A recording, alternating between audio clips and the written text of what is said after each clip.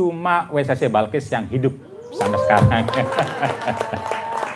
Yang lain tentu saja ada, tetapi tidak melakukan langsung upaya-upaya advokasi. Jadi mungkin untuk Ibu RW, Pak Kadus, dan teman-teman anak muda yang jika belum tahu ya, Mawar Balkis itu Mawadah Warohmah Balkis, nama tokoh ya yang ada di Quran itu, yang sekarang kerjanya di hilir, yang kelihatan. Hilir itu di akhir, ketika terjadi kekerasan. Apa sih kekerasan itu? Karena laki-laki kan sering bilang, ya memang harus keras, kalau nggak keras nggak bisa katanya. Ini kadang-kadang pemahaman laki-laki ini selalu berbeda dengan apa yang terjadi di masyarakat ya. Jadi yang terjadi kan dalam relasi, kalau tidak senang, susah, kira-kira begitu. Kalau tidak bahagia, nestapa. Nah seringkali perkawinan itu, ini bagi yang jomblo, kesannya, oh kalau nikah itu akan bahagia. Itu ilusi itu. Nikah itu justru beban lebih besar sekali. Mau laki mau perempuan. Karena itu akan terjadi. Nah pasti akan terjadi. Karena itu harus siap-siap, harus belajar dulu biar tidak tambah banyak kejadiannya. Nah Balkis pada konteks ini itu ngurusin di hilirnya. Ketika dalam relasi tidak hanya suami istri tadi kan, orang tua anak, nanti pekerja termasuk pacaran, itu terjadi kekerasan. Kekerasan itu secara umumnya kondisi sakit, baik fisik, mental, yang dilakukan oleh orang lain terhadap dirinya yang biasanya karena relasi. Kalau di rumah tangga ya karena relasi suami istri gitu. Orang tua anak misalnya dibentak-bentak. Nah itu kan sakit orang dibentak itu. Itu kekerasan. Kekerasan dalam rumah tangga gitu. Itu undang-undangnya ada, sistemnya ada. Tetapi kebanyakan orang belum sadar. Tidak tahu, belum sadar. Karena itu penting pertemuan yang seperti ini. Nah kalau yang sadar tahu biasanya itu kan orang sadar itu kalau sudah babak belur gitu loh. Itu kalau sudah rumah sakit itu baru. Nah itu baru nelfon Balkis, kira-kira begitu. Jadi Balkis itu dihilir. Jadi Bu RW kalau ada kasus bisa telepon Balkis ya untuk bisa diikut ditanganin seperti apa. Nah, tentu sesuai kemampuan. Kemampuannya satu ya satu, saya nggak tahu. Ngomongnya dua ya dua. Tapi intinya kita punya contoh bagaimana mengelola kasus itu. Nah tapi tentu saja kasus yang diceritakan tadi itu kan hanya satu dari mungkin 1000 yang banyak orang tidak mau cerita. Karena kalau mau cerita saya dipukul kan artinya saya jelek, suami saya atau istri saya jelek juga gitu kan, malu cerita begitu. Nah karena itu akan lebih banyak yang tidak cerita. Nah karena itu pertanyaannya adalah nanti bukan soal bagaimana bercerita, ini urusan Balkis ya. Tapi bagaimana kita bersama-sama, tadi istilah sebagai jaringan sipil, untuk bisa melakukan prevensi atau mungkin nanti sama-sama menangani di hulu. Hulu tuh di awalnya itu bagaimana gitu loh.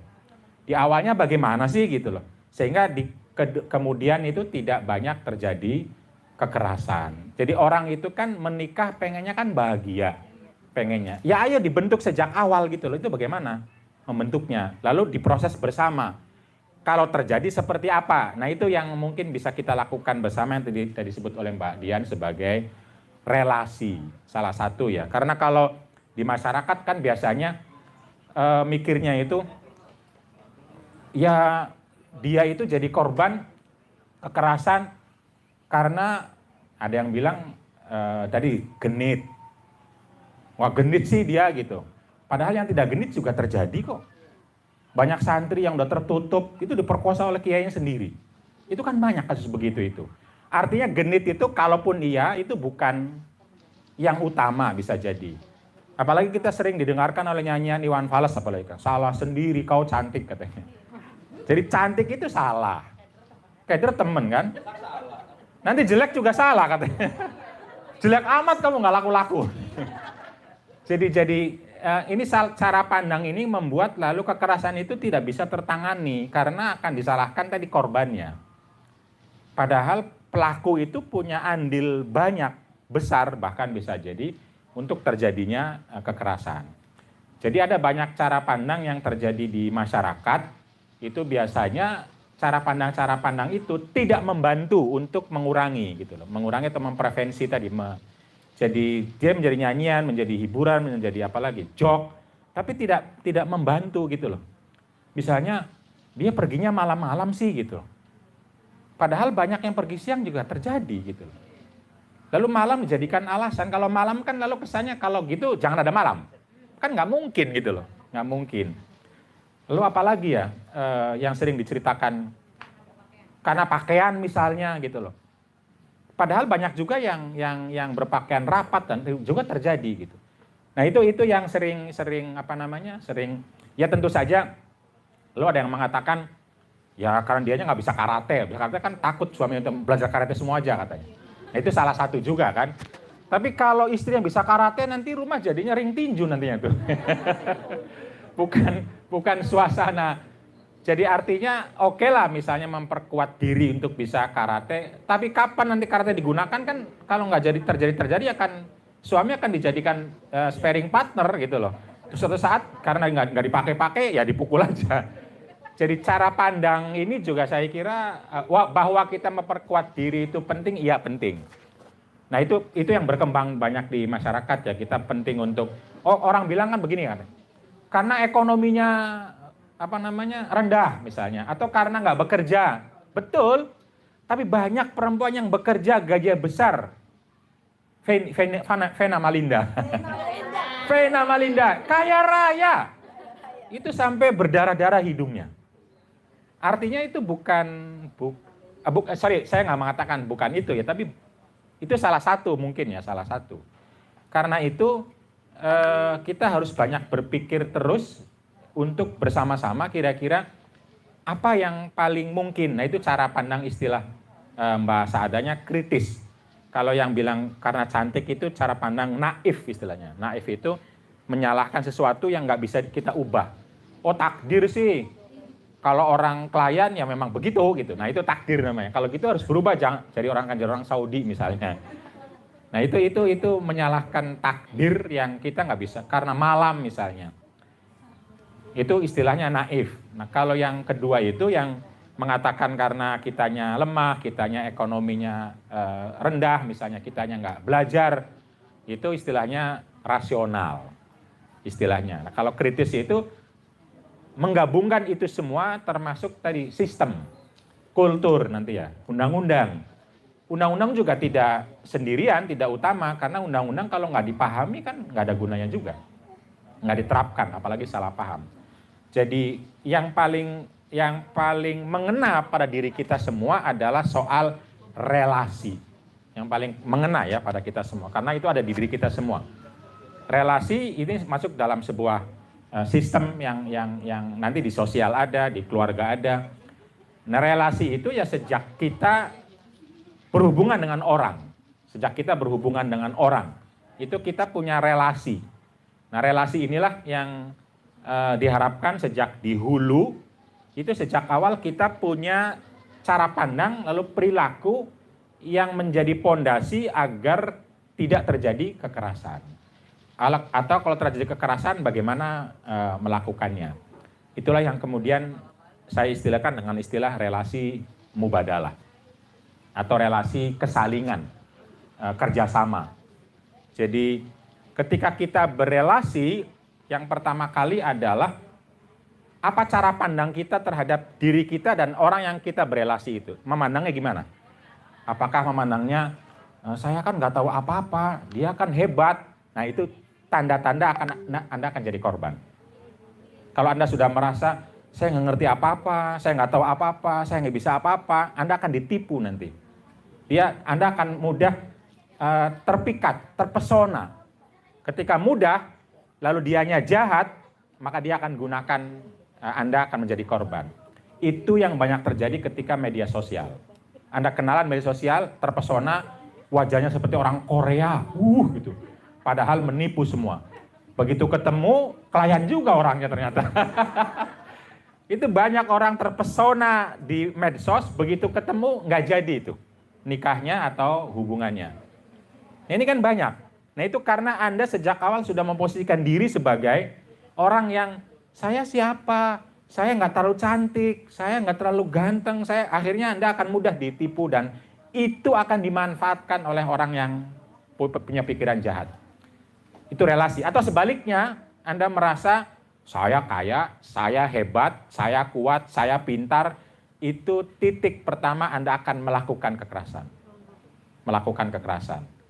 Jadi kata Nabi, bihasbi mri'in minasyarri an yahtaqiru akhahu. Jadi ketika Anda sudah merasa sombong pada orang lain, merasa hebat pada orang lain, merasa besar pada orang lain, maka itu akan mudah jadi alasan bagi Anda untuk melakukan kekerasan. Kenapa kita mudah marah sama anak? Kenapa? Karena kita merasa lebih hebat. Saya kok yang biayain, saya kok yang ngasih, saya kok yang besarin.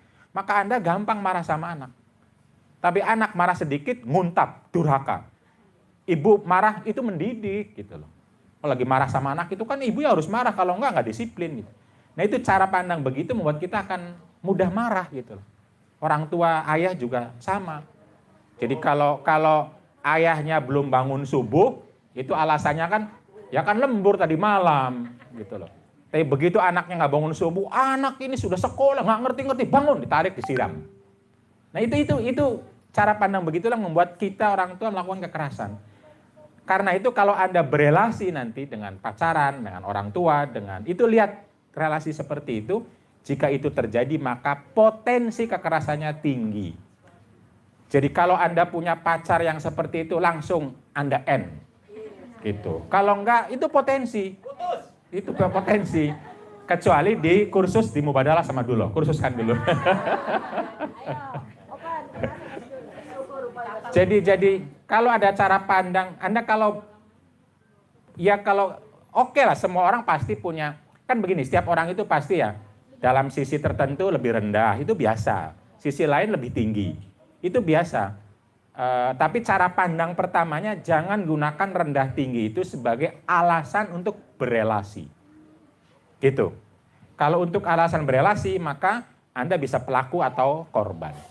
Kalau Anda berpikir kuat bahwa saya akan mengambil atau bergantung pada uang suami misalnya, abang ada uang, abang saya nggak ada uang, abang ditendang misalnya.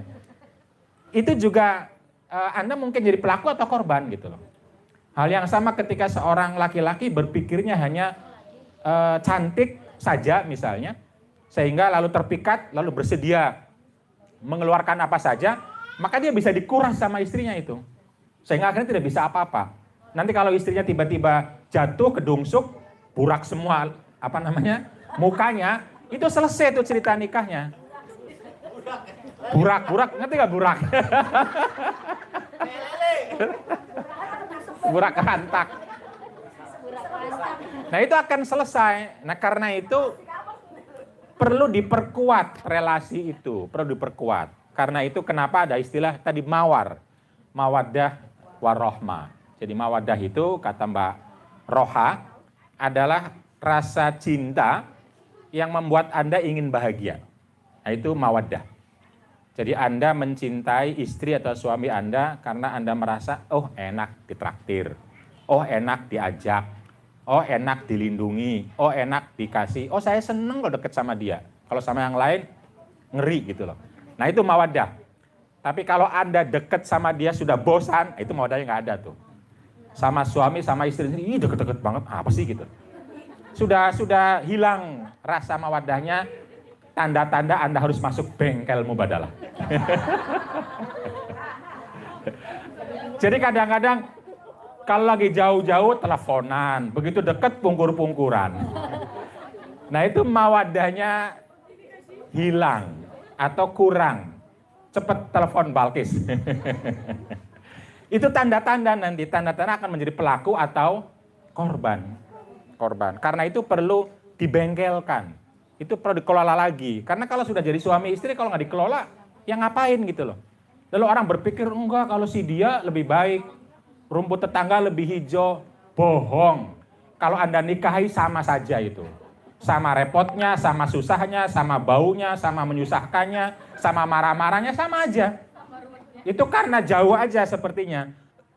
Karena kita sering kali kalau sama orang jauh kan parfuman dulu gitu loh. Pakai baju yang paling bagus dulu. Kalau di rumah, cerekomen. Asal-asalan aja. Nah, itu yang membuat lalu mawaddahnya tidak tumbuh gitu loh. Tidak tumbuh. Jadi karena itu masuk bengkel, sama kayak motor, mobil masuk bengkel itu penting. Nah yang kedua adalah rahmah.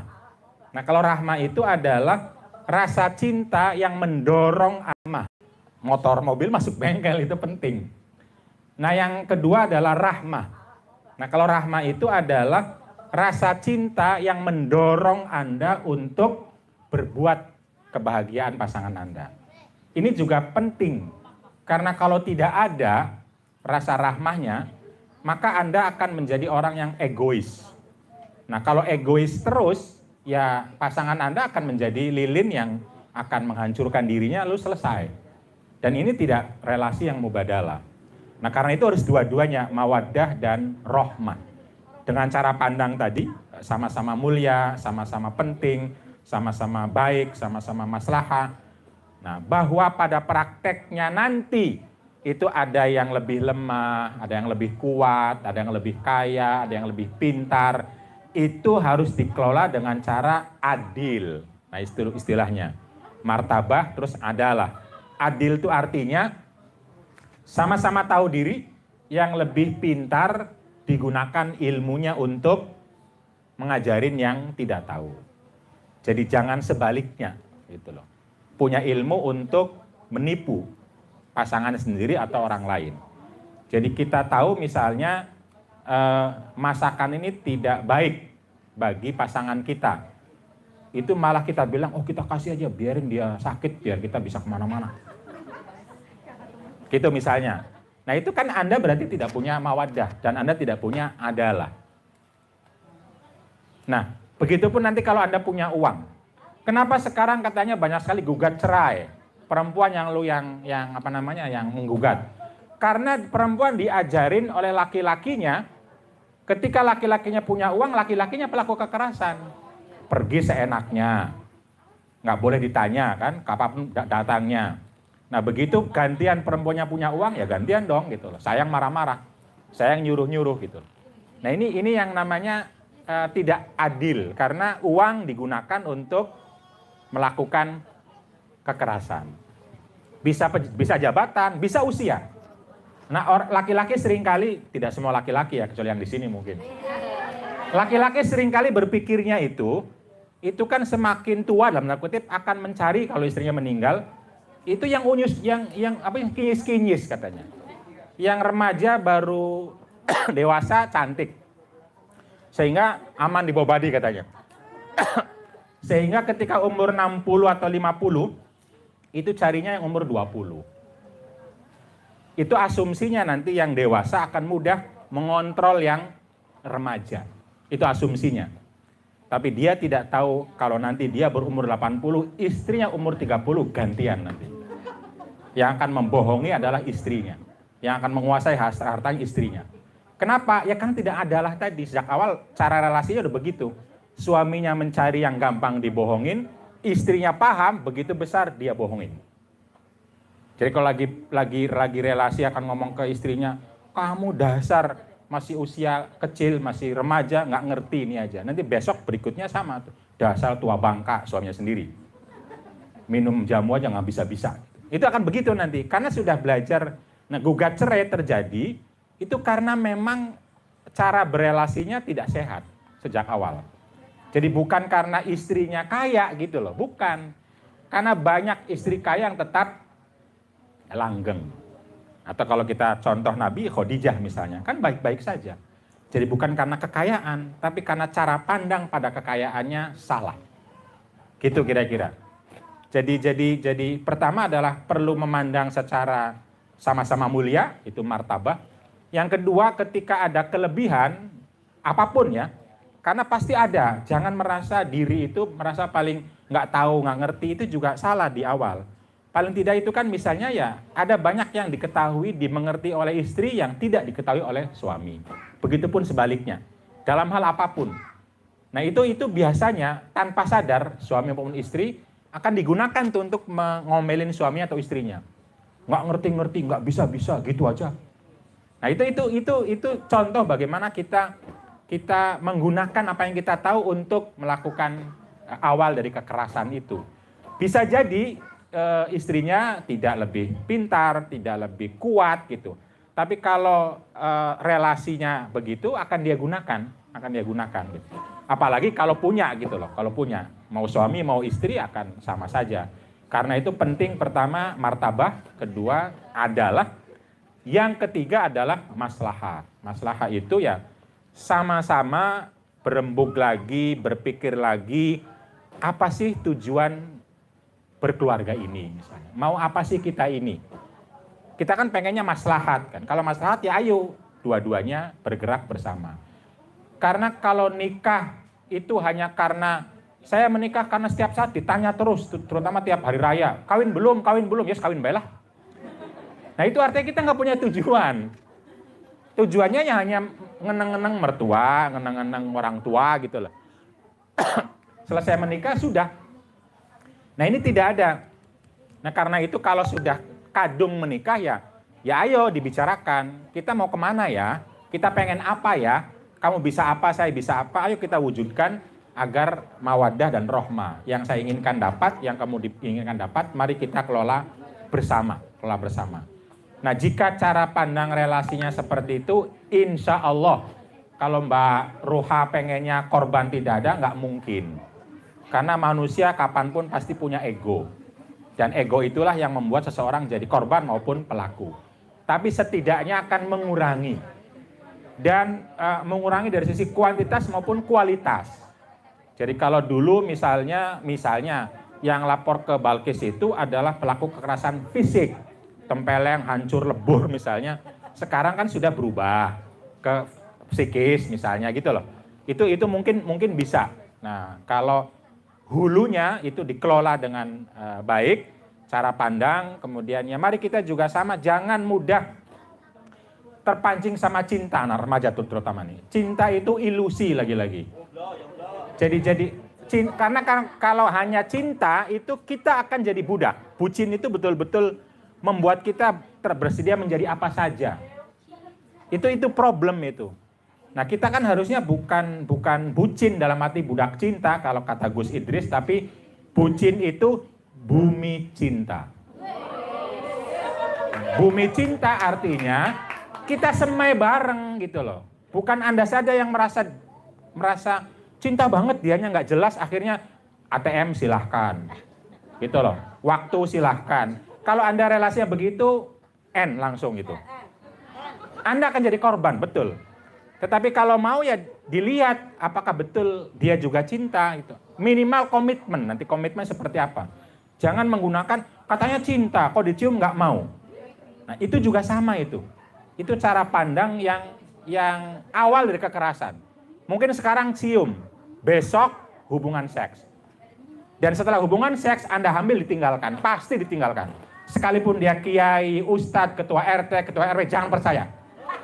Kepala SD jangan percaya. Gitu. Kalau ngomongnya sudah saya kan kepala SD, ayo hubungan intim, kalau nggak percaya gaji saya sekian. Bohong itu. Itu hanya alasan dia untuk memperoleh nikmat seksual secara gratis. Secara gratis. Jadi ngomong begitu itu. Kalau mau ya harus dibicarakan panjang karena hubungan seksual itu yang akan punya akibat dampak adalah perempuan. Laki-laki tidak punya dampak apapun.